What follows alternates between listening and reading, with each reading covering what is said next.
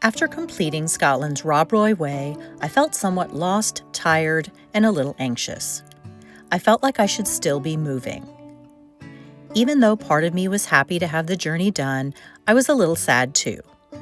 The experience of spending day after day hiking alone and repeating the same simple routine is what I like to call exhaustingly comforting.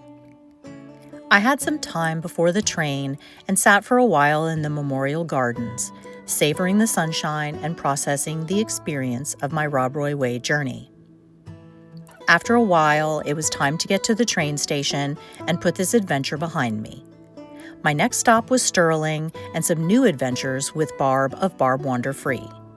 As is customary for me, sitting on the train watching the landscape I just spent a week walking through whiz by, I felt a tinge of sadness, but also a sense of major accomplishment.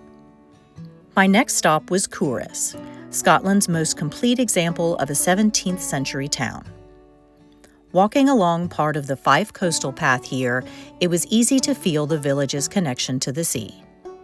The salty air and marshy flatlands we encountered along the path, teeming with birdsong, reminded me of Florida and the coastal areas where I grew up. The Moat Pit, also called the coal mine in the sea, is the world's first known example of undersea mining. 500 meters or 1,640 feet under the river are tunnels designed to transport coal. Salt production was a secondary industry here. We strolled through the Tory Bay Local Nature Reserve, stopping every so often to read one of the many information boards along the way. The boards told us about local animal and plant life, as well as the remnants of the area's salt production days. That's cool. Oh, that's a nice surprise.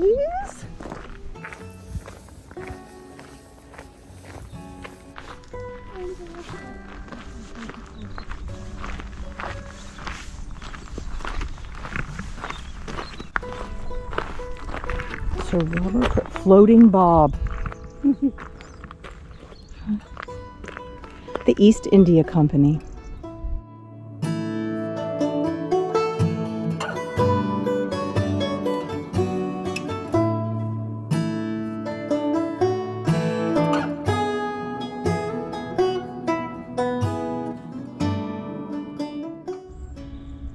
So this area was big for salt.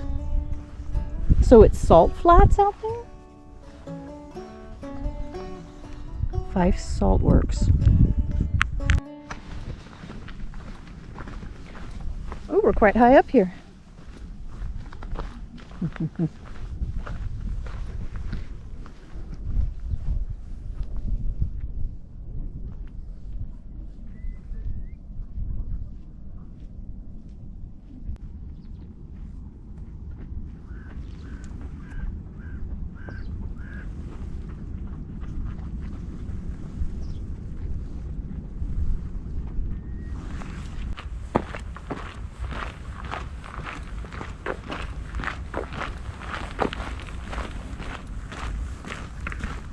That.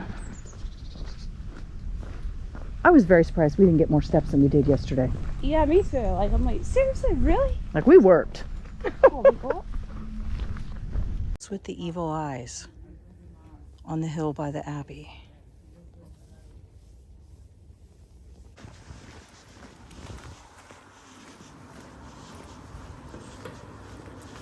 Pretty. Big snake. Oh, this is lovely. They did a good job. Yeah. Pretty flowers. Wow. Oh, the terraced part back there. That's nice.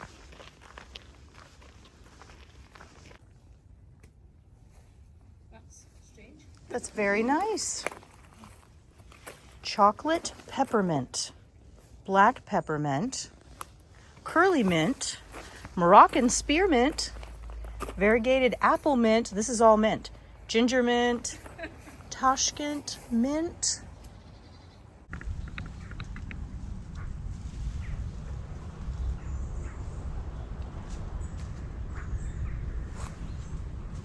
They're so tiny.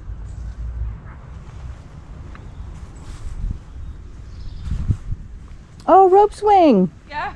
Did you get on it? I missed it. Not comfortable. No. What a beautiful spot. This is really unexpected and cool. It is. It's a giant. What, in peace and quiet? I need to remember this place is here. Yes. Really a challenge. If there's like a coffee shop along the route, you could grab yourself a coffee, come up here and sit.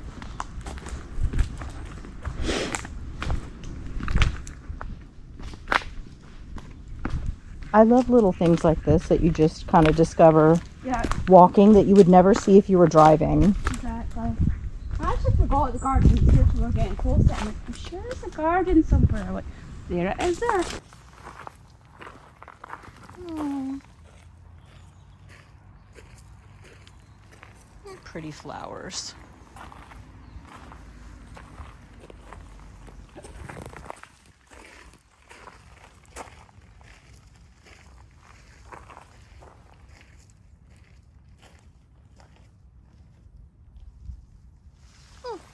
My face.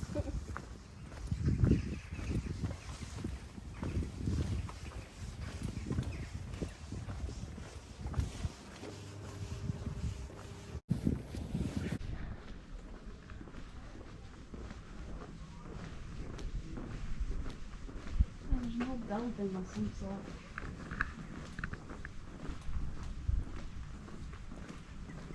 This is the cutest.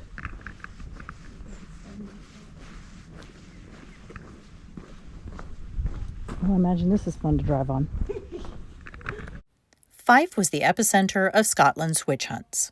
The building we are coming up to here on the right was previously a jail, where many unlucky folks accused of witchcraft were held.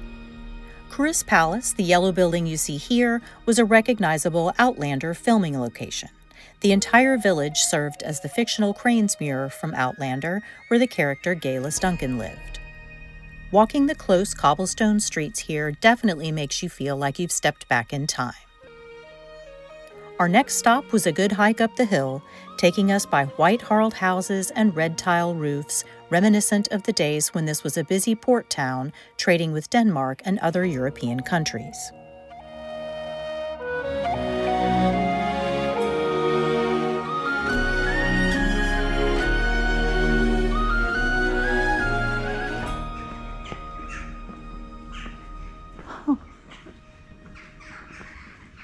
All the colors.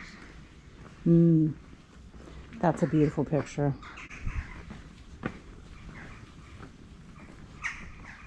All the pretty flowers. That's a long one too. Oh yeah, you weren't kidding, that's steep. Yeah. Tan house. Huh. Interesting. These stairs got the hanging in the garden. Oh. No stairs. This is bad now. Woo! See, now this stuff like this kills my legs. But what we did yesterday, not too bad. I know. I don't get it. Because you would, oh, there it is. You would think that this would be easier. That is very close. Culross Abbey was closed on this day, but we were able to roam around the grounds, which were open to the public. Founded in 1217, the abbey is a former Cistercian abbey.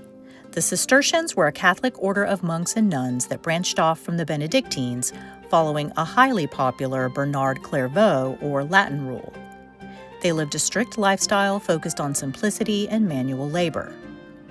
The Reformation Parliament of 1560 outlawed monastic life in Scotland, but those here were allowed to live out their lives and the order was allowed to die out naturally.